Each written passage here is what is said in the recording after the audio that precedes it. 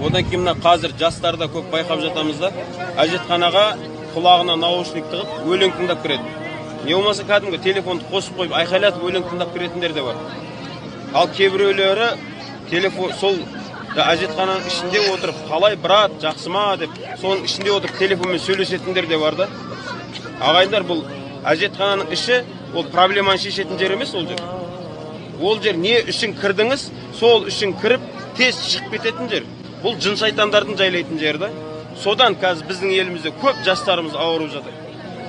Осыған қатты сақ болу керек. Мына ата-аналарға айтар едік, шынымен балаңыздың денсаулығы сізге қажет па? Балаңыздың ауру болғанын қаламайсыз ба? Онда қараңыз балаңа. Үйретіңіз осы нәрсені. Әжетхана деген нәрсенің ішінде, ислам әжетхананың ішінде қатты қажет болмаса сөйлеуден қайтарған. Сол үшін осы балдарымызға, бауырларымызға осы нәрсені үйретейік, ағайындар.